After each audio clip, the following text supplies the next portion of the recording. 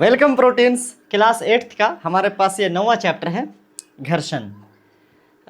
Chapter बहुत important है, ये फिजिक्स का चैप्टर है। चैप्टर बहुत इजी भी है लेकिन चैप्टर बहुत इंटरेस्टिंग भी है, बहुत कुछ नया सीखने को मिलेगा। एनसीईआरटी का एक लाइन आपको वो सब कुछ सिखा के देगा जो आप चाहते हैं, आपको इस क्लास में सीखना चाहिए।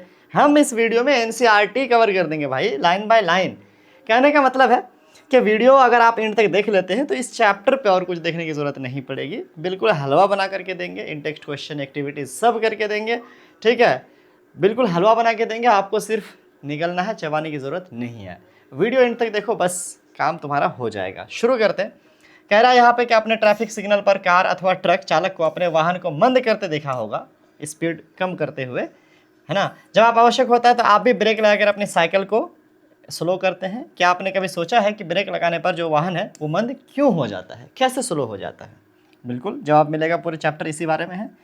केवल वाहन ही नहीं, कोई भी वस्तु जो किसी अन्य वस्तु के पृष्ठ पर गति कर रही होती है उस स्थिति में भी मंद हो जाती है जब उस पर कोई बाहरी बल ना लगाया हो। ऐसे एक बॉल को आप ऐसे फेंक दिए, अभी आप बाहर से उसको नहीं रोके हैं, ऐसे सिर्फ फेंके हैं, कोई उधर से नहीं रोक रहा है, लेकिन फिर भी वो बॉल एक टाइम के बाद क्या होगा, रुक जाएगा।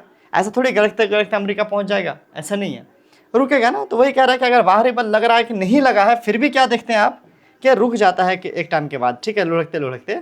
आखिर ये ऐसा क्यों हो पाता है? अब यहाँ पर कहता है क्या, केले के छिलके पर कदम पड़ते ही हम क्यों फिसल जाते हैं, है ना। ऐसा क्या है केले के छिलके में, कोई जादू वादू तो नहीं है? किसी चिकने तथा गीले फर्श पर चलना क्यों कठिन है कि नहीं? मार्बल रोड पे अगर थोड़ा मान लीजिए पानी वानी गिर गया हो और तेल गिर गया भैया, फिर तो फिर खर्चा हो जाओगे, बात ही खत्म है। तो आखिर ऐसा कैसे हो पाता है? इन सारे सवालों का जवाब मिलेगा आपको इस चैप्टर में बच्चों। सबसे पहले फोटो देख के एंजॉय करो। देखो भैया जी गिर गए हैं, भैया जी गिरने वाले हैं, ये क्यों नहीं गिरा अभी तक, बहुत अफसोस है मुझे। आगे बढ़ते हैं। इस अध्याय में आप इसी प्रकार के प्रश्नों के उत्तर जो है क्या करेंगे सर, पाएंगे। तो टॉपिक यहां से होता है हमारा शुरू। चलिए बिस्मिल्लाह करते। घर्षण बल, चैप्टर घर्षण बल। अब यहाँ पर घर्षण के माने आप ऐसा कह सकते हो, रगड़ना कह सकते हो, घर्षण है ना, रगड़ाव कह सकते हो। घर्षण बल, रगड़ाव की एक ताकत, बेसिकली ये एक ताकत है साइंस के हिसाब से। देखिएगा अभी आपको प्रूफ भी हो जाएगा। ताकत का काम क्या होता है, बल किसे कहते हैं, है ना। बल वह कारक है जिसकी वजह से कोई परिवर्तन आता है कि नहीं है। तो यहाँ पर हम लोग देखेंगे कि कैसे हम घर्षण की वजह से, रगड़ाव की वजह से जो है कोई बदलाव देखते हैं, देखेंगे। अच्छा, इसी इंग्लिश में फ्रिक्शन कहते हैं। क्या कहते हैं बच्चों? फ्रिक्शन। घर्षण को इंग्लिश में क्या कहते हैं? फ्रिक्शन, ठीक है। तो इसको भी याद रख सकते हैं आप, फ्रैक्शन नहीं फ्रिक्शन, थोड़ा सा फर्क है ना, फिर वो बट्टे शट्टे वाला हो जाएगा। एक एक्टिविटी दिया गया, इस एक्टिविटी में आपको क्या करना है मैं आपको बस सिंपली बता देता हूँ। बहुत आसान सा एक्टिविटी है, ठीक है। देखो इस एक्टिविटी में यहाँ पर एक मेज़ पर, आप टेबल पे भी ट्राई कर सकते हैं, आपके स्कूल के टेबल पे, ठीक है। आपने क्या करना, सिंपली अपने एक नोटबुक को ऐसे फिसलना है, इधर से धकेल करके धीरे धीरे धीरे धीरे। क्या वो आप एक तरह का रुकावट महसूस करते हैं कि एक टाइम के बाद वो रुक रहा है, जैसे कोई ना कोई चीज़ उसको रोकने की कोशिश कर रही है आपके बुक को। फिर आप इसी चीज़ को उल्टा तरफ से, मतलब इधर से भी ट्राई करेंगे, मतलब इधर से जैसे धकेल रहे थे, है ना, आपने जो भी फील करा कि हाँ लगता है कि कोई चीज़ है जो फंस रहा है, जैसे आराम आराम से, लेकिन एकदम से ऐसा एकदम, ठीक है, राजधानी एक्सप्रेस नहीं, खुई नहीं, आराम आराम से। अब फिर इधर से भी आप इसी चीज़ को ट्राई करो, है ना, नीचे फोटो में देख सकते हो आप। फिर देखो कि क्या आप इधर से भी वो चीज़ फील करते हो कि जैसे कि कोई चीज़ रुकावट सी महसूस हो रही है, कुछ है जो रोक रहा है या फिर फंस रहा है हमारा। हाँ ऐसा ही होगा, ऐसा ही होगा। तो उसका जवाब यहाँ पर ले मिल रहा है भाई। कह रहा है क्या कि आपने देखा कि यदि आप बाएं दिशा में बल लगाते हैं तो घर्षण दाएं दिशा में कार्य करता है। ये ले भाई, ये ले, बड़ा इंपॉर्टेंट। इसीलिए तो आपको कहा कि एक बार इधर से एक बार उधर से। इधर से जब कह रहे थे तो लगता है उधर से कोई चीज़ रोक रहा है, और जब उधर से धकेले तो लगता है इधर से कोई चीज़ रोक रहा है। तो यहाँ पर क्या क्लियर हो जाता है, अगर आप दाएं दिशा में फोर्स लगाते हैं तो बाएं दिशा से रोकता है, जो कि घर्षण है। बाएं दिशा से फोर्स लगाते हैं तो लगता है दाएं दिशा से रोक रहा है, यानी उल्टा, जो कि घर्षण है। यदि आप दाएं दिशा में बल लगाते हैं तो घर्षण बाएं में कार्य करता है, यानी वाइस वर्सा, उल्टा। दोनों स्थितियों में घर्षण पुस्तक की गति का विरोध करता है। पुस्तक को आप जो गति करना चाहते हैं, यानी उसके स्थान में परिवर्तन लाना चाहते हैं समय के साथ, उसका विरोध करता है, यानी रोकता है। घर्षण बल सदैव ही लगाए गए बल के विरोध करता है। अब ये चीज़ आप अंडरलाइन कर लो। घर्षण बल क्या करता है सर? लगाए गए बल का विरोध करता है। कौन सा बल? जो बल उसको मूव करना चाहता हो। अगर किसी चीज़ को हम गति में लाना चाहते हैं या कोई चीज़ गति में है तो घर्षण बल क्या करता है सर? उसके विरोध में, उसके अपोजिट में काम करता है, रोकने का काम करता है घर्षण बल। क्या हमेशा घर्षण बल रोकने का काम करता है? हाँ, हमेशा, हमेशा किसी भी कंडीशन में घर्षण बल हमेशा अपोजिट डायरेक्शन में ही लगेगा। जहाँ पर मूवमेंट हो रही हो, आप ऐसे हाथ को दूसरे हाथ पे ऐसे कर रहे हैं, तो आप इधर से इसको ऊपर की ओर लेके जाना चाह रहे हैं, तो नीचे की ओर घर्षण बल आपका लग रहा होगा। ठीक है, अगर आप इसको नीचे की ला रहे हैं तो ऊपर की ओर घर्षण बल आपका लग रहा होगा। हम लिख पा रहे हैं, इस पर भी घर्षण बल लग रहा है। घर्षण बल हमेशा ही उल्टा लगता है और हमेशा ही रोकने का ही काम करता है भाई। उपरोक्त क्रियाकलाप में घर्षण बल पुस्तक तथा मेज के पृष्ठों के बीच काम करता है। कैसे काम करता है एग्जैक्टली नीचे आपको डिटेल से दिया हुआ है, चिंता करने की कोई ज़रूरत नहीं है, एनसीईआरटी वाला ही बताएगा, हम क्या एक्स्ट्रा बताएं। क्या सभी पृष्ठों पर समान घर्षण बल लगता है? एक सवाल है। पृष्ठ मतलब सतह। अब ये भी एक सतह है जो हमारा बोर्ड है, अभी हमारा हाथ भी एक सतह है। सभी सतह पे क्या घर्षण बल समान लगेगा? यानी उसी कॉपी को अगर आप मेज़ पे जैसे फिसल रहे थे, उसी को अगर मान लीजिए आप कोई और चीज़ पर, कपड़े पर अगर आप फिसलिएगा तो क्या सेम ही जैसा रुकावट महसूस करिएगा? ये आपसे सवाल पूछा जा रहा है कि क्या हर एक सतह पे एक ही जैसा लगता है? जवाब है नहीं। क्या ये पृष्ठों के चिकनेपन पर भी निर्भर करता है कि कौन फ्रिक्शन, कौन जो सतह वो कितना चिकना है, कितना स्मूथ है, कितना मुलायम है? क्या उस पर डिपेंड करता है? हाँ, बिल्कुल करता है। सतह जितनी चिकनी होगी तो जो फ्रिक्शन है यानी जो घर्षण है उतना कम लगेगा। यही इसका रिलेशन है। आगे बढ़ते हैं। एक टॉपिक है हमारे पास कि घर्षण को प्रभावित करने वाले कारक क्या हैं, कौन कौन सी चीज़ें हैं जिसकी वजह से घर्षण बढ़ता है, घटता है, क्या है ऐसा? एक एक्टिविटी दी गई है। यहाँ पर आपको एक कमानी तराजू, सभी के लैब में, स्कूल में ये रहता है। ये कमानी तराजू आप देख सकते हो, ऐसा वाला सबके अंदर रहता है लैब में। सस्ता सा इंस्ट्रूमेंट है, आप चाहे तो खरीद भी सकते हैं मार्केट से। कमानी तराजू से एक धागे को बांध करके एक ईंटा को बांध दिया गया है और एक सरफेस पे सिंपली क्या किया जा रहा है, नीचे ही मान लो पलस्तर पे ही इसको खींचने की कोशिश की जा रही है। देखिए, कमानी तराजू से बांधा गया है ना, कमानी तराजू से बांधा गया है ईंटा को धागा के ज़रिए से, और उसके बाद ये इस वाले कमानी तराजू के दूसरे साइड से खींचने की कोशिश की जा रही है।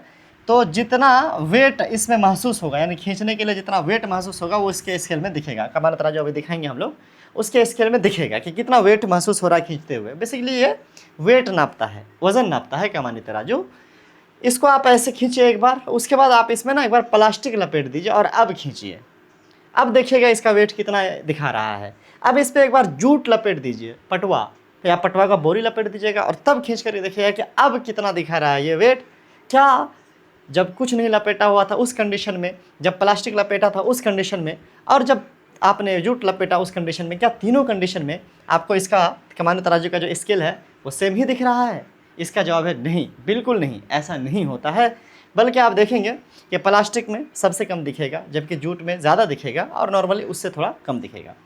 तो इसी तरीके का आपको एक्सपेरिमेंट है। इससे क्या पता चलता है, ये जो ऊपर सवाल किया गया था कि क्या घर्षण सभी सतह पर एक जैसे लगते हैं, जवाब है नहीं, क्योंकि हम देख रहे हैं कि जब सतह पे प्लास्टिक लपेटा गया तो चिकनापन बढ़ गया, जिसकी वजह से जो वेट है वो कम दिखा रहा है, यानी फोर्स कम लग रहा है, बल कम लग रहा है।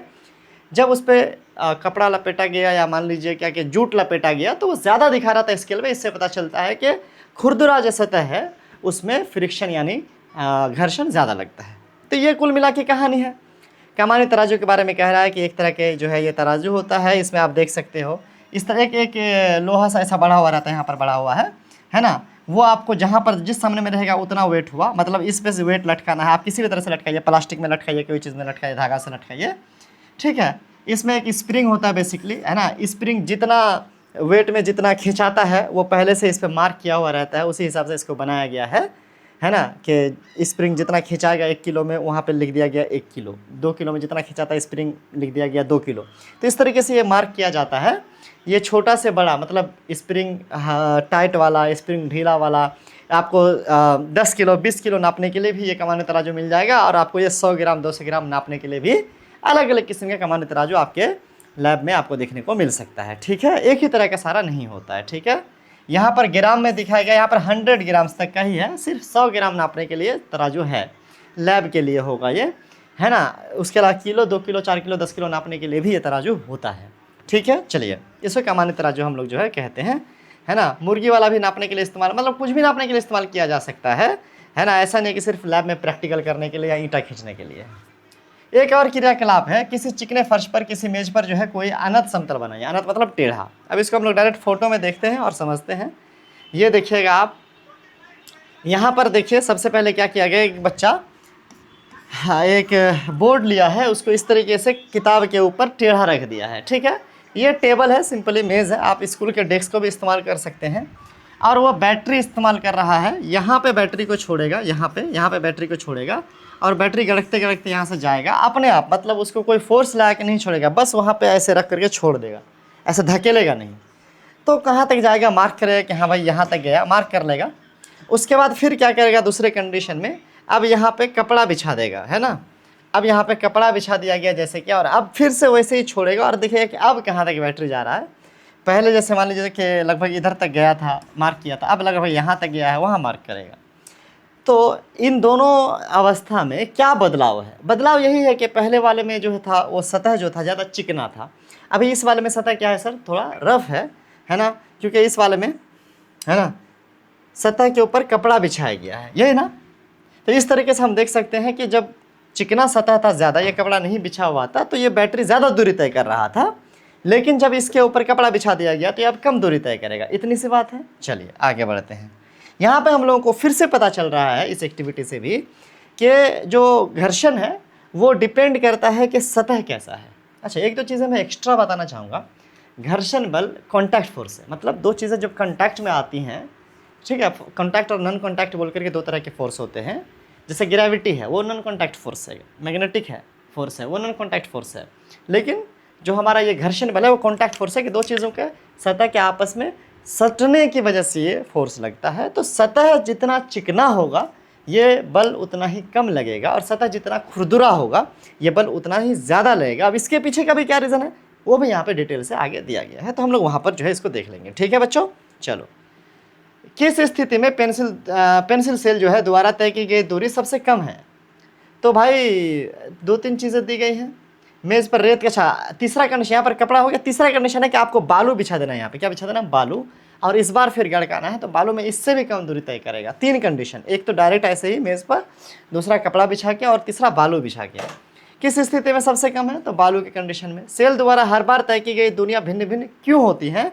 क्योंकि जो रोकने का काम है, जो घर्षण बल उस सेल को रोकने का काम कर रहा है वो अलग अलग सतह पे अलग अलग लग रहा है। जब सतह समतल था, सतह प्लेन तो नहीं, स्मूथ ज़्यादा था, तो जो है उस पर घर्षण बल कम लग रहा था, और जब वो खुरदरा ज़्यादा हुआ तो घर्षण बल अधिक लग रहा है। तो इस वजह से जो है ऐसा हो रहा है। इसका कारण जानने का प्रयास कीजिए, है ना, और परिणाम पर चर्चा कीजिए। तो कारण मैंने आपको बता दिया कि घर्षण बल अधिक लगने की वजह से दूरी जो है कम तय होती है, और घर्षण बल कम लगने से, यानी रुकावट जब कम होता है तो दूरी अधिक तय होती है। इतनी सी बात है। क्या सेल द्वारा चली गई दूरी जिस पृष्ठ पर वो चलता है उसकी प्रकृति पर निर्भर करता है? पृष्ठ मतलब वो सतह, ये जो सतह है, सेल जो इस पे चल रहा था, क्या ये सतह कैसा है इस पर निर्भर करता है? जवाब है बिल्कुल करता है भाई, क्योंकि कॉन्टैक्ट फोर्स है, जिस पे कॉन्टैक्ट में रहेगा उस पर निर्भर करेगा। क्या पेंसिल सेल के पृष्ठ के चिकनापन, है ना, भी चली गई दूरी के प्रभावित कर? बिल्कुल भाई। अगर मान लीजिए कि पेंसिल गड़का रहा है या ये बैटरी गड़का रहा है, तो अगर बैटरी ही खुरदुरा हो जाए, मान लीजिए सपोज करिए, तो चूंकि कॉन्टैक्ट फोर्स है, अब दोनों में से कोई भी एक खुरदुरा होगा तो उस पर असर पड़ेगा, है ना, चाहे वो मेज़ खुरदुरा हो चाहे वो बैटरी खुरदुरा हो। ये कह रहा है कि मैं क्या करूँगा, रेगमाल से जो है ना लपेट करके उस बैटरी को अब तब गड़काऊंगा। तो रेगमाल थोड़ा खुरदुरा होता है, तब देखेंगे क्या उतनी दूरी तय करता है? जवाब है नहीं, क्योंकि आप दोनों सतह में से किसी भी एक सतह को, चाहे वो बैटरी के सतह को चाहे वो टेबल के सतह को, आप अगर ज़्यादा खुरदुरा बना देंगे तो वहाँ पर आपका जो घर्षण बल है वो अधिक लगने लगेगा, और फिर रुकावट अधिक होने की वजह से दूरी कम तय करेगा। इतनी सी बात है। आइए सर, अब यही सब चीज़ें जो है लिखी गई हैं, इसको हम लोग देखते हैं। कह रहा है घर्षण जो है संपर्क में आने वाला दो पृष्ठों के अनियमितताओं के कारण होता है। बहुत इंपॉर्टेंट, क्या? संपर्क में आने वाला, सटने वाला, और दो पृष्ठ मतलब दो सतह। जैसे एक बैटरी था तो बैटरी का सतह हो गया, और जो मेज़ था तो मेज़ का सतह हो गया। ऐसे पृष्ठ जो देखने में बहुत चिकने लगते हैं उनमें भी बहुत सारे सूक्ष्म अनियमितता हो। अनियमितता मतलब जिगजैग डिजाइन्स, नीचे दिया गया फोटो देखेंगे। दो पृष्ठों के अनियमितताएं एक दूसरे के भीतर धंस जाती हैं। जब हम एक पृष्ठ पर दूसरे पृष्ठ की गति कराने का प्रयास करते हैं तो इस अंतबंधन, इंटरलॉकिंग, यानी जो फंस जाता है एक दूसरे की वजह से, उसको पार पाने के लिए कुछ बल लगाना पड़ता है ना। अब इसको थोड़ा हम लोग जो है नीचे आते हैं, है ना, ये देखिए इस फोटो में अगर आप देखेंगे, है ना, ये जो हमारे पास मेज़ है, लग रहा है कि मेज़ बहुत स्मूथ है, मतलब बहुत प्लेन समतल है। जो ये किताब है लग रहा है वो भी बहुत समतल है, लेकिन अगर इसको जूम करके, एक छोटे से पार्ट को जूम करके अगर देखा जाए तो पता चलेगा कि मेज़ भी एक खुरदुरा है ना, और हमारा जो किताब है वो भी क्या है सर, खुरदुरा, अगर जूम करके देखा जाए। तो ये जो खुरदुरापन है इसी को अनियमितता कह रहा है। जूम करने के हर एक चीज़, जो ये भी लग रहा है बहुत प्लेन, लेकिन इसका अगर माइक्रोस्कोपिक लेवल पर अगर आप देखिएगा ना तो ये भी खुरदुरा है। तो वो जो खुरदुरापन है, वो जो डिज़ाइन है वो धंस जाता है एक दूसरे में, वो सट जाता है, इंटरलॉक हो जाता है। और जब हम उसको धकेलने की कोशिश करते हैं तो जो लॉक है एक दूसरे का, आप जैसा देख पा रहे हैं, वही लॉक जो धंसा हुआ लॉक है उसको तोड़ने के लिए, उससे उसको बाहर निकालने के लिए हम लोग को बल लगाना पड़ता है। और वही जो बल लॉक की वजह से लग रहा है वो घर्षण बल है। ये जो एक दूसरे में फंसने की वजह से जो बल लग रहा है वो क्या है सर, घर्षण बल है। अतः यदि पृष्ठ रुक्ष हो तो घर्षण बल अधिक होता है ना, जो अनियमितताएं हैं वो अधिक संख्या में होंगी। पृष्ठ अगर रुक्ष हो, रफ हो, तो वो जो घर्षण बल है वो क्या होता है सर, अधिक लगता है, इतनी बात है। अगर वो ज़्यादा समतल हो, ज़्यादा जो है स्मूथ हो, तो ये कम लगेगा। ये अनियमितता हर एक में होता है। देखने में कोई चीज़ अगर ऐसे लग रहा है कि वो बहुत, जैसे कुर्सी मेरे पास यहाँ पर अभी है, लग रहा बहुत ही स्मूथ है, एकदम लगता है एकदम नहीं है इसमें खुरदरापन, बट इसको भी अगर आप माइक्रोस्कोप से जूम करके देखिए तो पता चलेगा खुरदरापन इसमें भी है, ठीक है। और आहिस्ता आहिस्ता जब आप इसको खुरदरापन को, जो मान लीजिए क्या कि जब टाइम देते हैं कोई चीज़ को धकेलते हैं आहिस्ते आहिस्ते, तो इसमें इंटरलॉक होने में ज़्यादा टाइम लगता है। एक दूसरे के साथ जो बंद जब चिपक करके वो जो लॉक में फंसता है एक दूसरे का, उसमें ज़्यादा टाइम मिल पाता है। लेकिन अगर आप एकदम तेज़ी से करते हैं तो फंस नहीं पाता है और थोड़ा जो है आपको आसानी महसूस होती है, फ्रिक्शन कम लगता है, यानी घर्षण कम लगता है। चलिए सर आगे बढ़ते हैं।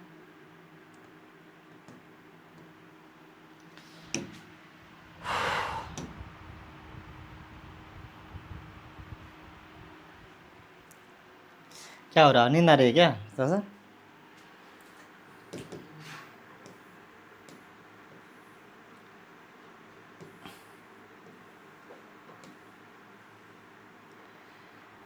हमने ये सीखा कि जो दो पृष्ठ हैं उनके बीच अनियमितताओं के अंतःबंध के कारण जो होता है घर्षण लगता है, जैसा अभी हमने देखा। स्पष्ट है कि यदि पृष्ठों का जो बलपूर्वक दबाएं तो घर्षण में वृद्धि हो जाएगा। जब ये सरफेस और ये सरफेस के बीच में इंटरलॉक लग रहा है, तो अगर इसके ऊपर से हम इसको दबाएं बढ़िया से तो लॉक ज़्यादा होगा, ज़्यादा लॉक लगेगा जब, तो ज़्यादा घर्षण लगेगा। यही बात ना। इसका अनुभव आप किसी चटाई को उस समय खींच कर सकते हैं जब उस पर कोई व्यक्ति नहीं बैठा था, जब कोई उस पर व्यक्ति बैठा है। अब एक चटाई को मान लीजिए नीचे ही बिछा हुआ चटाई, उसको आप ऐसे ही खींचिएगा तो लग रहा है कि ज़्यादा फंस रहा नहीं, थोड़ा थोड़ा फंस रहा है। उसी पे आप किसी को बैठा दीजिए, कोई भारी वजन रख करके तब खींचिए तो क्या लगता है, भारी लगता है ना, क्योंकि वो जो चटाई का सतह है और जो आपके ग्राउंड का सतह है, उस सतह के बीच में आप इंटरलॉक ज़्यादा हो रहा है, वजन पड़ने की वजह से वो लॉक ज़्यादा हो रहा है, ज़्यादा फ्रिक्शन लग रहा है, ज़्यादा भारी लग रहा है। चलिए ये बच्चा भी कुछ करने की कोशिश करता है, इसको भी देखते हैं। आपने उस अनुभव को याद कीजिए जब आप पिछली बार अपने किसी भारी बॉक्स के एक स्थान से दूसरे स्थान पर सरकाया था। कोई भारी चीज़ को अगर आपने कभी सरकाया था, याद कीजिए उसको। अगर नहीं सरकाए हैं अभी तक, यदि आपको इस प्रकार कोई अनुभव नहीं है तो अब इस प्रकार का अनुभव कीजिए। कौन सा कार्य ज़्यादा आसान है? आपको 2 कंडीशन दिया गया है। जब विरामावस्था से किसी बॉक्स को आप गतिशील करना चाहते हैं वो आसान है, तो रुका हुआ कोई चीज़ अब उसको आप धकेलना चाहते हैं वो आसान है, या अगर कोई गतिशील है मतलब बक्सा पहले से कोई धकेल रहा है, अब जाके उस पर आप हाथ लगा रहे हैं, अब उसका साथ दे रहे हैं, तो वो ज़्यादा आसान है, यानी उसको सरकाना ज़्यादा आसान है। अगर कोई चीज़ पहले से रुका हुआ है, भारी सा अलमारी ही है मान लीजिए, उसको रुका हुआ है, आप उसको जो है धकेल रहे हैं, वो आसान है, या जो पहले से कोई धकेल रहा है वो धकेला जा रहा है अभी और उसको आप और फोर्स ला के धकेलना चाह रहे हैं, वो ऑलरेडी फोर्स में है, गति में है, और आप उसको धकेलना चाह रहे हो, वो ज़्यादा आसान है। ऑफकोर्स जो गति में है उसी को धकेलना आसान है। मैंने आपको बताया ना अभी थोड़ी देर पहले कि जब ये इंटरलॉक है, जब कोई सामान रुका हुआ है ना, तो वो लॉक एक दूसरे पर फंसने में उसको टाइम मिल गया, पूरा अच्छे से फंस गया है। अब उसको धकेलेगा ना तो थोड़ा सा आपको ज़्यादा फोर्स लगाना पड़ेगा। लेकिन जब ये गति में है ऑलरेडी, तो उसको टाइम नहीं मिल रहा है, तो वो जो आपस में खुरदुरापन है तो वहाँ पे लॉक नहीं हो पा रहा है, वो मूव करने की वजह से लॉक नहीं हो पा रहा है, और आप उसको धकेल रहे तो थोड़ा आसानी आप फील करेंगे। साइकिल में एक मरतबा साइकिल ही चलाते हैं तो शुरू का जो आप पैडल मारते हैं वो भारी होता है बहुत ज़्यादा, क्योंकि सतह के साथ वो रुका हुआ जो साइकिल है, सतह के साथ वो बहुत फोर्स के साथ फ्रिक्शन लगा हुआ होता है। लेकिन जब आप उसकी मरतबा गति में ले आते हैं, है ना, तो फिर क्या होता है, सिर्फ फ्रिक्शन कम लगता है और वो गति में बहुत ही आसानी से हल्के पैडल में चलना शुरू कर देता है। किसी रुकी हुई वस्तु को विराम से गति प्रारंभ करने की स्थिति में घर्षण पर पार पाने के लिए वस्तु पर लगाया जाने वाला बल स्थैतिक घर्षण की माप होती है। एस्थेटिक है ना, रुका हुआ। आइए सर, इसके विपरीत किसी वस्तु को उसी चाल से गतिशील रखने के लिए आवश्यक बल उसके सर्पी घर्षण के, देखो यहाँ पर अब आप, मैं आपको एक रुका हुआ चीज़ में और एक एक मिनट रुक जाओ भाई, थोड़ा मैं थोड़ा देख लूँ। एक चीज़ है वैसे से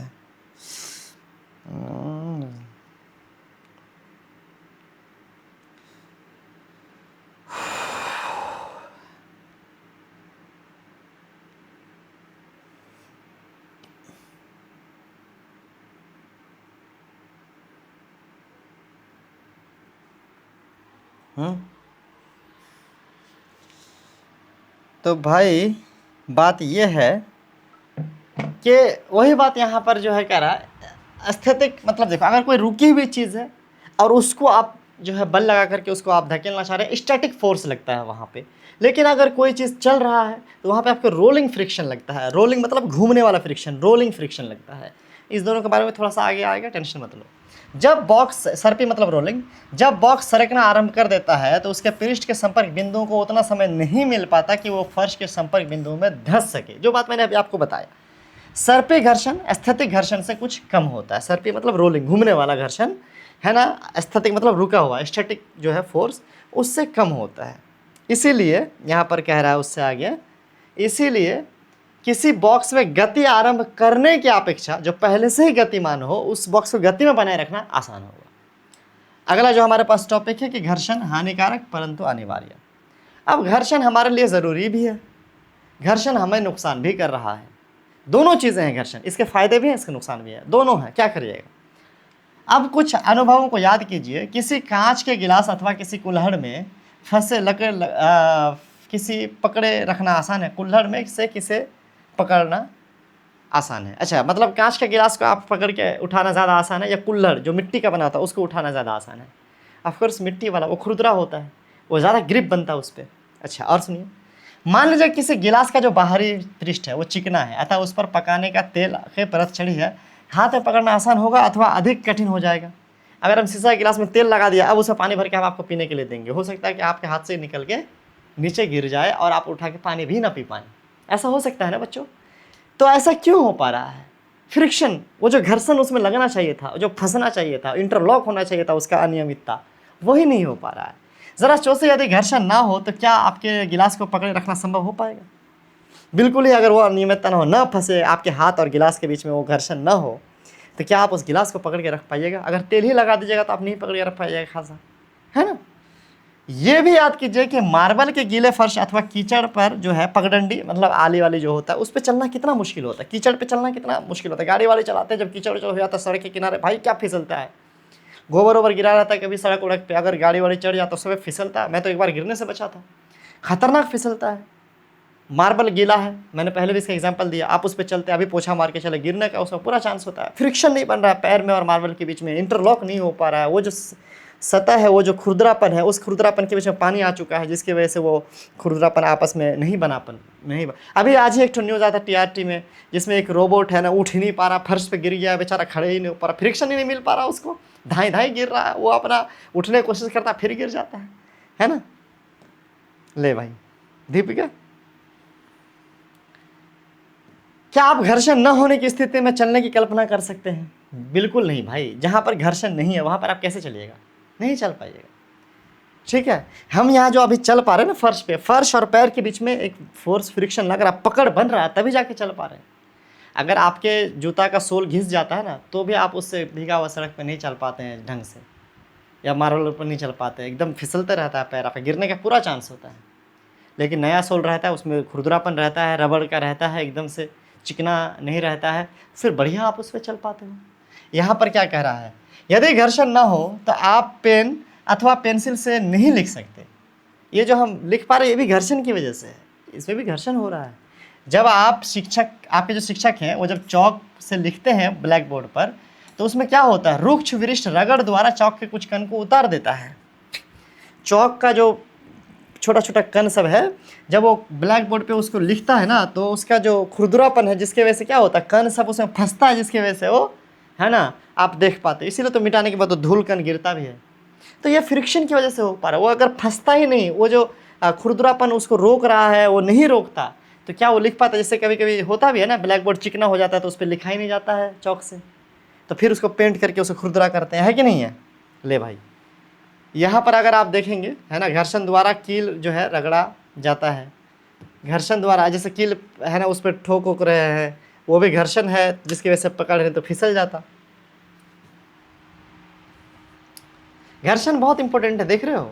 घर्षण के बिना आप चल नहीं पाते, घर्षण के बिना आप कील नहीं ठोक पाते, घर्षण के बिना आप चौक से नहीं लिख पाते। मतलब घर्षण बहुत ज़रूरी है। गाड़ी में ब्रेक नहीं लगती है ना, पंखा जो है रुकता नहीं कभी। घर्षण ज़रूरी है भाई। हर आसपास में देखो ना, अक्सर जो भी मूविंग चीज़ें हैं, कौन से ऐसी मूविंग चीज़ें हैं जो एक दूसरे से सटी हुई नहीं है, सट करके ही चल रहे हैं किसी न किसी सतह से, तो वहाँ पर घर्षण है। श्याम पट से चिपक जाते हैं और इस प्रकार श्याम पट पर आपको लिखावट दिखाई देता है। मैंने कह दिया, यदि सड़क तथा वाहन में टायरों के बीच घर्षण न हो तो वाहन की ना तो गति आरंभ की जा सकती थी, ना ही उन्हें रोका जा सकता था, ना ही आप स्टार्ट करके स्पीड बढ़ा सकते थे। फ्रिक्शन की वजह से आगे बढ़ता है। फ्रिक्शन ना होता तो एक तो आपकी गति आगे, गाड़ी आगे भी नहीं बढ़ती और गाड़ी रुकता भी नहीं, दोनों नहीं होता। ना ही दिशा परिवर्तन की जा सकती थी और ना ही आप गाड़ी कभी जा रहे सीधे तो आप इसको इधर ले आ सकते थे। अगर ब्रेक नहीं लगता है, कई दफ़ा तो नहीं होता है, गाड़ी सीधे घुस जाता है कहीं, क्यों? ब्रेक लगेगा तब ना, आप ब्रेक लग के थोड़ा सा उसको मोड़िएगा जिधर ले जाना हो। ब्रेक नहीं लगता तो जाते रहता है, घुस जाता है किधर। यदि कोई वस्तु गति आरंभ कर दे तो वो कभी नहीं रुकेगी यदि वहाँ घर्षण ना हो। आप एक बॉल को ऐसे फेंकिएगा ना, अगर घर्षण ना लगे, मतलब बॉल और ज़मीन के बीच में जो घर्षण लगता है, जिसकी वजह से बॉल थोड़ी देर के बाद रुक जाता है, घर्षण ना लगे तो कभी रुकेगा ही नहीं, जाते रहेगा, चलते रहेगा हमेशा। हाँ हाँ हाँ, जैसे हमारा पृथ्वी स्पेस में चल रहा है कि नहीं है? घर्षण नहीं लग रहा है इनको, क्योंकि स्पेस में कोई माध्यम नहीं है, कोई मीडियम नहीं है। आप दीवार में कील नहीं ठोक पाते, फिसल जाता आपका हथौड़ा, अथवा धागे में गांठ नहीं बांध पाते, वो फिसल जाता है। वो जो फंस के पकड़ के रहता है वो फ्रिक्शन की वजह से है। घर्षण के बिना कोई भवन निर्माण नहीं हो सकता था, ईंटा एक दूसरे के ऊपर टिकता ही नहीं, गिर जाता सब फिसल करके। तो आप इससे समझ सकते हैं घर्षण कितना इंपॉर्टेंट है। घर्षण ज़रूरी है, लेकिन एट द सेम टाइम आपका सोल खराब हो गया, देखिए नया जूता ऐसा हो जाता है घर्षण की वजह से, तो यहाँ तो नुकसान हो जा रहा है, वहाँ फायदा है या नुकसान है? इसके विपरीत घर्षण हानिकारक भी है। घर्षण के कारण वस्तुएं घिस जाती हैं। पेंच, बॉल बेरिंग अथवा जूतों का जो सोल है, क्यों ना हो, आपने रेलवे स्टेशन पर पैदल ऊपर पुल की घिसपट्टी सीढ़ियाँ देखी होंगी, है ना? रेलवे स्टेशन पर जो पैदल चलने के लिए जो सीढ़ी बना रहता है, कैसे घिस गया हो रहता है, लोग चल चल के घिस गया, सीढ़ी सब खराब हो गया, फिर दोबारा रिपेयर करना पड़ता है। घर्षण से उष्मा भी उत्पन्न हो सकती है, बिल्कुल। आप हाथ ही को रगड़ के देखिए तो यहाँ पर भी क्या होता है सर? हिट है ना, होता है। तो घर्षण से उष्मा होती है। अब जहाँ पे घर्षण होगा वहाँ हीट होगा। पंखा जो आपने चलाया था वो क्या हीट करने के लिए चलाया था?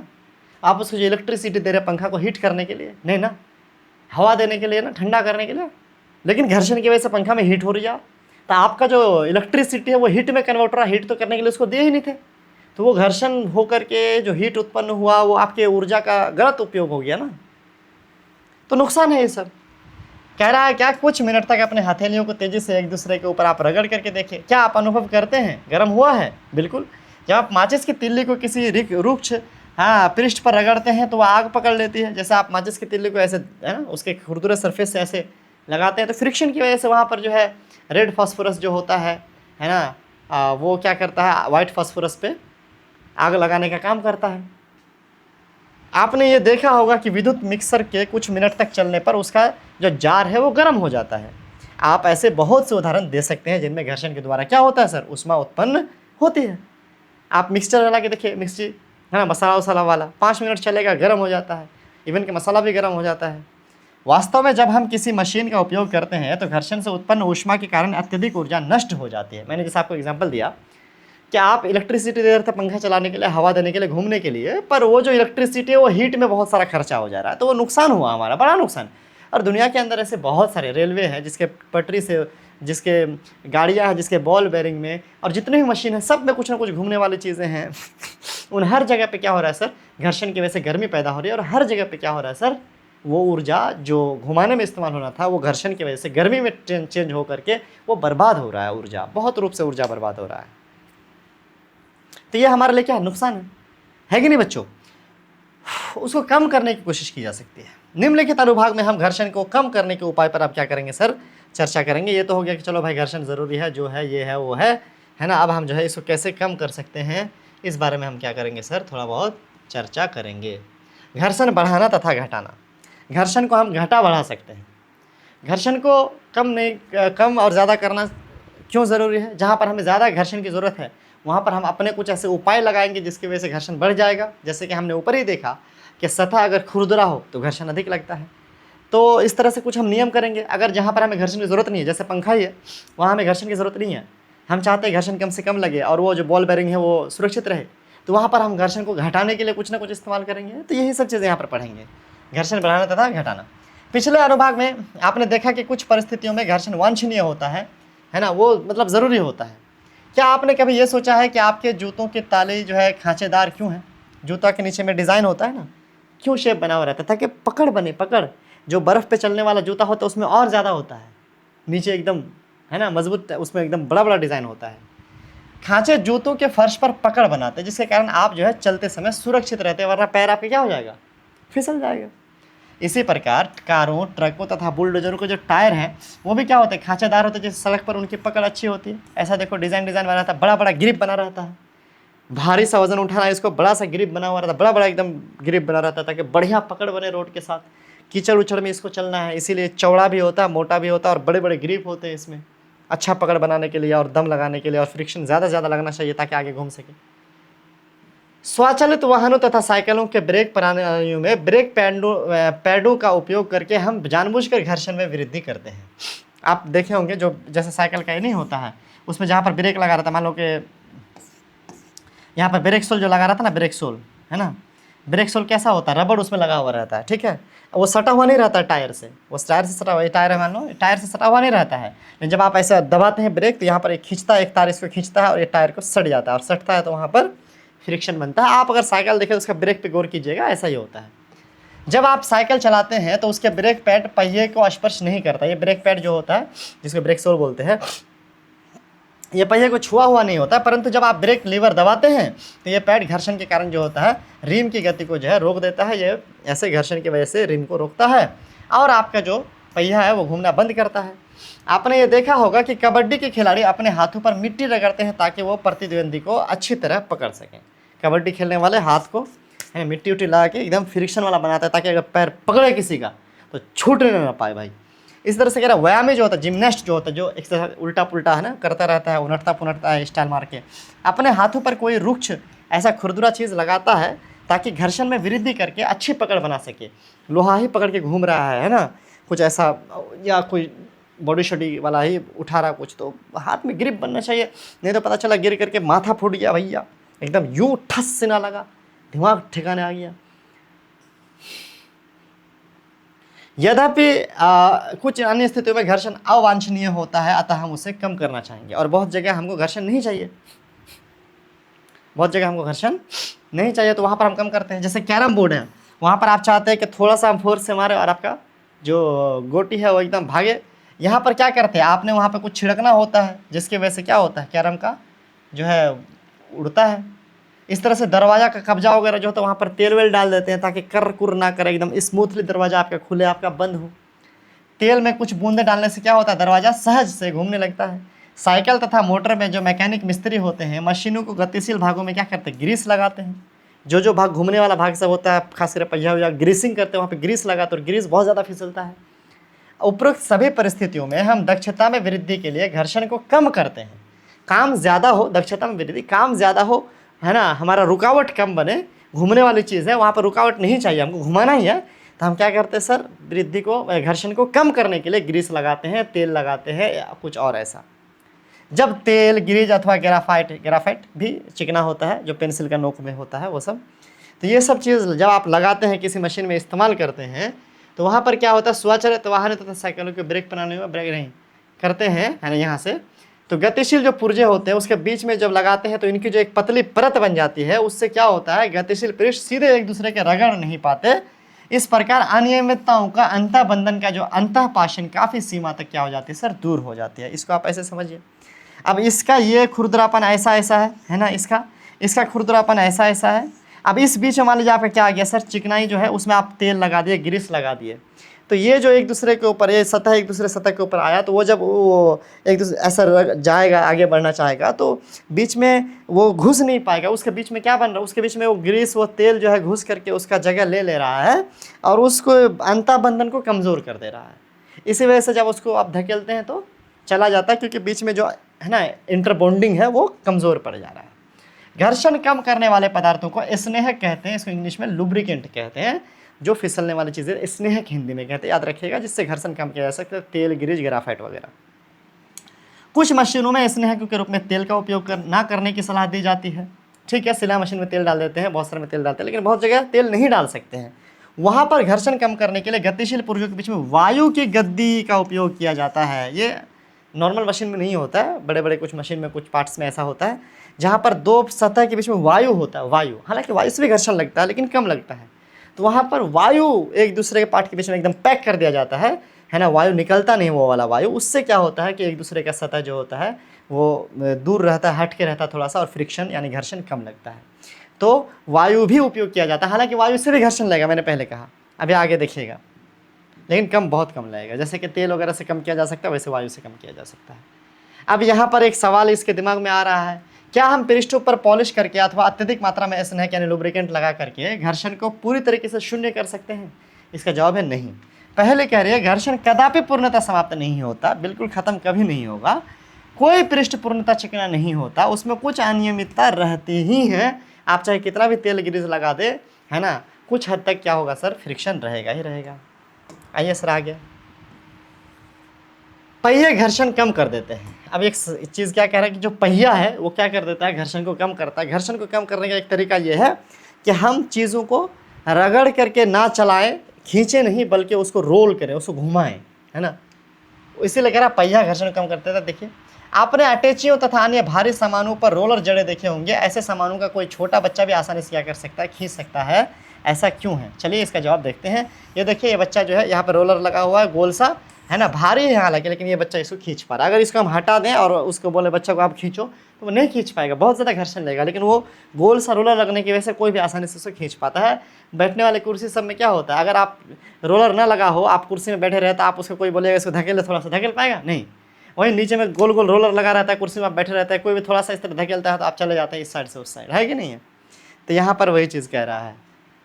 देखिए, यहाँ पर एक एग्जांपल दिया है कि आप किताब के नीचे पेंसिल को रख करके उसको थोड़ा भी धकेलने की कोशिश कीजिए, क्या होगा, बहुत ही आसानी से आपका किताब जो है आगे बढ़ जाएगा। यहाँ पर रोलिंग जो है फ्रिक्शन का इस्तेमाल किया गया है, घर्षण रोल हो रहा है, घूम रहा है ना। चलिए, कह रहा है कि जब एक वस्तु किसी दूसरी वस्तु के पृष्ठ पर लुढ़कती है तो उसकी जो गति का प्रतिरोध को कहते हैं लोटनिक घर्षण कहते हैं। क्या कहते हैं सर, रोलिंग फ्रिक्शन कहते हैं, लोटनिक घर्षण कहते हैं। लुढ़कना, जब लुढ़कता है, ये लुढ़कता है ना, तो इसको बोलते हैं रोलिंग फ्रिक्शन, घूमना। ये भी, इसमें भी घर्षण लगता है, लेकिन ये घर्षण, इसको आप ऐसे धकेलेंगे, देखो ऐसे धकेलना अलग चीज़ है, इसको घुमाना अलग चीज़ है, ठीक है। तो ये रोलिंग फ्रिक्शन है। लोटन घर्षण जो होता है वो कम कर देता है, घर्षण कम कर देता है किसी वस्तु के दूसरी वस्तु पर सड़कने की तुलना में। देखो, सड़कने की तुलना में, जैसे ये चीज़ अगर इस पर सड़केगा, ये चीज़ अगर इस पर ऐसे देखो सड़केगा तो ये फ्रिक्शन लगेगा, लेकिन यही चीज़ अगर इस पर रोल करेगा तो ये फ्रिक्शन नहीं लगेगा। तो सड़कने की तुलना में जो लोटन होता है, यानी जो रोल करना होता है, घूमना होता है, वो क्या होता है सर, आसान होता है। यही कारण है कि रोलर जड़ा सामान खींचना सुविधाजनक होता है।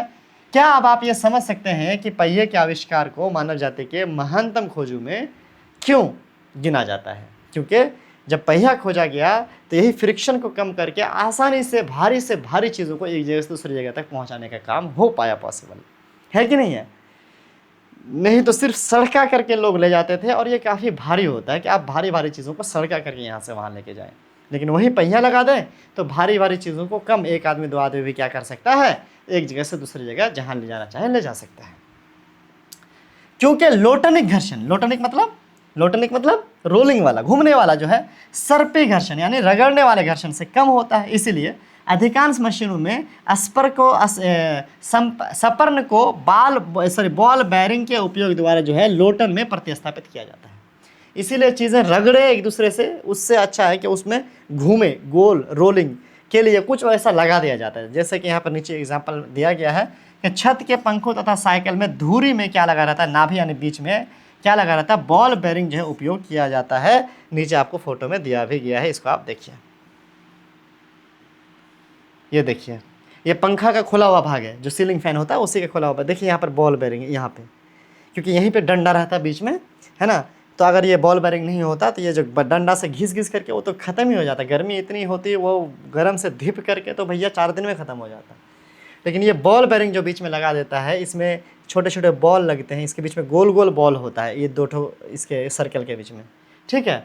और 2 जो बॉल के बीच में फिर ग्रीस भी लगा हुआ रहता है, तो ग्रीस भी कम करता है और बॉल रोलिंग फ्रिक्शन बनाता है, और बॉल घूमने वाला फ्रिक्शन बनाता है। जब आप ऊपर क्लास में इसको पढ़िएगा, ये 9th में भी आएगा, ये आपको 11th में भी आएगा, तो आप उसको और डिटेल से पढ़िएगा कि एग्जैक्टली ये कैसे काम करता है, रोलिंग फ्रिक्शन कैसे जो है आपका स्टैटिक फ्रिक्शन से और दूसरे फ्रिक्शन से, सरपी वाला जो बल था उससे अच्छा है, पढ़िएगा। तो बॉल बेरिंग की वजह से इसमें कि एक तो लुब्रिकेंट आ गया, स्नेह का आ गया, है ना, अंदर से। ऊपर से वो बॉल बेरिंग क्या करता है सर, सरपी घर्षण को जो है ना, लोटनिक घर्षण जो है बना दे रहा है, जिसकी वजह से बहुत ही आसानी से कम घर्षण उस वस्तु पर लगता है, और हमारा जो है पंखा अच्छे से घूम पाता है। और सिर्फ पंखा ही नहीं, ऐसे घूमने वाली हर चीज़ बॉल बेरिंग, चाहे मोटरसाइकिल का पहिया हो, साइकिल का पहिया हो, ट्रक का पहिया हो, हर जगह इस्तेमाल होता है। अब एक आखिरी टॉपिक हमारे पास, तरल घर्षण। तरल घर्षण, सबसे पहले इस बात को समझिएगा, मैंने थोड़ी देर पहले आपको कहा था कि घर्षण हवा से भी लगता है, घर्षण हवा से भी लगता है। तो तरल है, तरल भी, हवा भी तरल ही है। आप जानते हैं कि वायु अत्यंत हल्की तथा विरल होती है, हल्की पतली होती है वायु के जो पार्टिकल्स है वो दूर दूर होते हैं, हल्की चीज़ है, पतली चीज़ है। फिर भी इससे होकर गति करने वाली वस्तुओं पर वायु घर्षण बल लगाती है। आप ऐसे करके देखिए, आप फील होंगे कि आपको कोई चीज़ टच कर रहा है, कोई चीज़ आपको रोकने की कोशिश कर रहा है, वही रोकने वाली चीज़ तो जो है घर्षण है कि नहीं है। तो यहाँ पर कह रहा है, इसी प्रकार जल तथा अन्य द्रव भी इनसे होकर गति करने वाली वस्तुओं पर जो है बल लगाती है। अगर आप पानी से हाथ को ऐसे कीजिएगा तो क्या आपका हाथ में रुकावट नहीं बनेगा? बिल्कुल बनेगा। वहाँ पर भी आपको घर्षण लग रहा है, जल वगैरह में या कोई भी तरल चीज़ में। विज्ञान में गैसों तथा द्रवों को एक ही नाम तरल दिया गया। इसको थोड़ा अच्छे से अंडरलाइन कर लीजिएगा बच्चों, समझिएगा क्या। तरल का मतलब जो है सिर्फ लिक्विड नहीं है, बल्कि गैस भी है। गैस है ना, और क्या है, द्रव। गैस द्रव दोनों को मिला के तरल कहते हैं। ये बात समझ रहे हैं? इसको हम इंग्लिश में कहते हैं, देखो, फ्लूइड। क्या कहते हैं? फ्लूइड। फ्लूइड का मतलब होता है गैस और लिक्विड, गैस और लिक्विड, गैस और लिक्विड। याद रखिएगा, फ्लूइड का मतलब होता है जो फ्लो कर सकता है, जो चीज़ बह सकता है। हवा भी बह सकता है, पानी भी बह सकता है, दोनों फ्लूइड है। फ्लूइड का मतलब सिर्फ और सिर्फ तरल पदार्थ नहीं है, सिर्फ और सिर्फ मतलब लिक्विड नहीं है। तरल का मतलब गैस भी है और द्रव भी है। समझ गया बात को? तो ये थोड़ा वर्ड अच्छे से दिमाग में बैठा के रखिएगा। जो चीज़ बह सकता है वो फ्लूइड है, यानी तरल है। गैस भी बहता है, वो भी तरल है, और द्रव भी बहता है, वो भी तरल है। चलिए, अतः हम कह सकते हैं कि तरल इनसे होकर गति करने वाले वस्तुओं पर घर्षण बल लगाते हैं। बिल्कुल, तरल से सट करके भी कोई चीज़, चाहे हवा से सट के हो या पानी से सट के हो या ऐसी कोई भी चीज़ हो, जिनसे भी सट करके जब कोई चीज़ चलेगा तो वो कुछ ना कुछ रुकावट डालेगा और वहाँ पर वो घर्षण बल लगेगा। लेकिन इसका एक अलग नाम है। क्या कह रहा है? तरल द्वारा लगाए गए घर्षण बल को कर्षण भी कहते हैं। इसको आप अलग से, इसको हम लोग ड्रैग कहते हैं शायद इंग्लिश में, है ना, ड्रैग। तो जैसे फ्रिक्शन है, नॉर्मली जब सॉलिड के बीच में लग रहा होता है, ठोस के बीच में, तो उसको घर्षण कहते हैं। लेकिन मान लीजिए कि तरल के बीच में जब तरल से, यानी चाहे हवा से लगे या पानी वगैरह या ऐसे कोई चीज़ से लगे, है ना, द्रव वगैरह से लगे, तो इसको कर्षण कहते हैं। इसको घर्षण ना कह के कर्षण कहते हैं, इंग्लिश में ड्रैग कहते हैं। किसी तरल पर लगने वाला घर्षण बल उसकी तरल के सापेक्ष गति पर निर्भर करता है। अब मान लो कोई चीज़ उधर बह रहा है, आप उसी में कोई चीज़ उधर ही फिर बहा रहे हो, तो सापेक्ष हो गया ना, तो कम उसमें रुकावट कहाँ बनेगी, है ना। अगर उल्टा हो रहा है कि वो उधर जाना चाह रहा है, आप इधर लाना चाह रहे हो कोई चीज़ को, तो ज़्यादा लगेगा। वस्तु की आकृति तथा तरल के प्रकृति पर भी निर्भर करता है। अब डिज़ाइन पे भी डिपेंड करेगा। मान लीजिए हाथ को हम ऐसा करके तब पानी के ऐसे लाएंगे तो ज़्यादा हमको रुकावट बनेगा। अब हाथ को हम ऐसे कर लेंगे और तब पानी के ऐसे लेके आएंगे तो कम रुकावट बनेगा। तो डिज़ाइन पर डिपेंड करा। इस तरीके से वो जो पानी है वो गाढ़ा कितना है इस पर डिपेंड करेगा। पानी की जगह पे ग्रीस है तो वहाँ पर ज़्यादा लगेगा। तो कह रहा है क्या सारी चीज़, एक तो सापेक्ष गति, मतलब गति का फ्लो किधर है, हवा किधर बह रही है, आप किधर ले जाना चाह रहे हैं, एक ये चीज़ है। दूसरा डिज़ाइन कैसा है ना। आप एक टीना को ऐसे, जैसे हवा इधर से आ रही है, आप एक टीना को ऐसे लेकर ऐसा जा रहे हैं, रुकावट ज़्यादा बनेगी। अगर आप इसको ऐसे कर लेंगे टीना को, है ना, आप तब ऐसे लेके जाएंगे तो रुकावट नहीं बनेगी, सतह कम हो गया। ऐसे डिज़ाइन पर डिपेंड करता है। और फिर जो मीडियम है, जो हवा है, जो पानी है, जो तरल है, वो कितना गाढ़ा है उस पर डिपेंड करता है। ये 2-3 चीज़ हो गई, 3 चीज़। स्पष्ट है कि जब वस्तुएं किसी तरल में गति करती हैं तो उन पर लगी घर्षण बल पर पार पाना होता है। इस प्रक्रिया में उनकी ऊर्जा का क्षय होता है। अब जाहिर सी बात है, सपोज करिए कि जब भी हम सपोज करिए हम चल रहे हैं पानी में, हमको तो आगे बढ़ना है ना, तो हम अपनी ऊर्जा है वो आगे बढ़ने में खर्च कर रहे हैं, लेकिन पानी हमको पीछे धकेल रहा है। सपोज करिए हमारे पैर को पकड़ ले रहा, हम उठा रहे पैर पकड़ ले रहा, तो हमें उस पानी से पीछा छुड़ाने के लिए वो जो हमको पीछे ले जाना चाहते हैं उसके अपोजिट हमको आगे जो फोर्स लगाना पड़ रहा है वो तो बर्बाद हो रहा है ना हमारा। अगर पानी हमको नहीं धकेल रहा था तो उतनी ऊर्जा तो हम आगे बढ़ने में ही खर्च करते ना, लेकिन पानी हमको पीछे धकेल रहा तो उसके खिलाफ हमको जो ऊर्जा इस्तेमाल करना पड़ा वो फिर बर्बादी हो गया ना हमारे लिए। तो ये सब चीज़ है। कह रहा है कि उससे क्या होता है, ऊर्जा का क्षय होता है, यानी ऊर्जा आपका खत्म होता है। चलिए आगे कह रहा है क्या, अतः घर्षण को कम से कम करने के लिए प्रयास किए जाते हैं कि घर्षण कम लगे, अतः वस्तुओं को विशिष्ट आकृतियां दी जाती हैं। अब घर्षण कम लगे इसके लिए डिज़ाइन, मैंने कहा ना आप ऐसे करके ले जाओगे ऐसे करके ले जाओगे, डिज़ाइन से फ़र्क पड़ता है। आपके विचार से वैज्ञानिकों को इन विशिष्ट आकृतियों के बारे में कहाँ से संकेत प्राप्त होते होंगे, वैज्ञानिक कैसे सोच पाते हैं कि कैसा डिज़ाइन बनाएंगे तो ज़्यादा अच्छा होगा। एक तो प्रैक्टिस है, एक तो एक्सपेरिमेंट है, दूसरी चीज़ है कि हमें नेचर में बहुत सारे ऐसे एग्जाम्पल्स मिलते हैं जिससे कि हमें इंस्पिरेशन मिलती है। वास्तव में उन्हें ये संकेत प्रकृति से ही मिलते हैं। जैसे पक्षी हैं तथा मछलियां हैं, ये तरल में गति करते हैं यानी हवा या द्रव में, उनके शरीर का जो विकास है उस प्रकार हुआ होगा कि तरल में गति करते समय उस पर घर्षण कम से कम लगे। मछली कैसा ऐसा डिज़ाइन होता है, मछली का डिज़ाइन, मछली ऐसा पतला होकर थोड़ी चलता है, मछली ऐसे होकर चलता है, स्ट्रीमलाइन बॉडी है ना। तो उससे हम लोग को पता चलता है कि नाव को ऐसा बनाना है ना। तो कह रहा है कि घर्षण जो है पार करने में उनकी ऊर्जा का क्षय कम से कम हो, यथासंभव कम हो, ऐसा ही नेचर ने उनको बनाया, प्रकृति ने वैसा बनाया। तो उससे जो है इंसान सीख करके अपने जो भी चीज़ है जो उसको चलाना है ऐसी जगहों पर वो उसी तरह के डिज़ाइंस बनाते हैं। वायुयान जो होता है आकृति को सावधानीपूर्वक आप देखिए, यानी हवाई जहाज़ का आकृति को आप देखिए, क्या आप इसके आकृति तथा किसी पक्षी की आकृति में कोई समानता पाते हैं? हाँ बिल्कुल। सभी वाहनों के डिज़ाइन इस प्रकार बनाए जाते हैं कि तरल घर्षण कम किया जाए, आगे छिछला के आगे थोड़ा सा नोकीला बनाया जाता है कि नहीं। ये देखिए यहाँ पर जहाज़ को एक कंपेयर किया गया है पक्षी से, हाँ, क्योंकि फ़र्क पड़ता है। यहाँ पर भी फ्रिक्शन लगना हवा में इसको जहाज़ को, है ना, वही फ्रिक्शन की वजह से तो जो आवाज़ सुनाई देते रहता है तो जहाज़ का आवाज़ थोड़ी है, हवा का आवाज़ है ज़्यादातर। जहाज़ का थोड़ा बहुत इंजन का आवाज़ तो जो है सो है, हवा से जो टकरा के चल रहे होते हैं तो उसकी वजह से वो आवाज़ पैदा हो रही होती है। तो इस तरीके से प्रकृति से हमें सीखने को मिलता है कि चीज़ें कैसे बनाया जाए ताकि कम से कम जो है कर्षण लगे, फ्रिक्शन कम से कम घर्षण लगे, है ना, और हमारा ऊर्जा कम से कम जो है बेकार हो, है ना। तो इस तरीके से ये चैप्टर था जिसमें हमें बहुत सबसे पहले मतलब क्लास 8 से पहले आई थिंक ये चैप्टर नहीं है घर्षण चैप्टर, बहुत बेसिक चीज़ें, बहुत छोटा हल्का फुल्का कंसेप्ट हमें इस चैप्टर में सिखाया गया। एक्सरसाइज आप खुद कर सकते हैं, नहीं कर पाएंगे तो कमेंट कीजिएगा, मैं कर दूंगा। ऐसे आपको एनसीईआरटी के सॉल्यूशंस तो मिल ही जाते हैं इंटरनेट पे।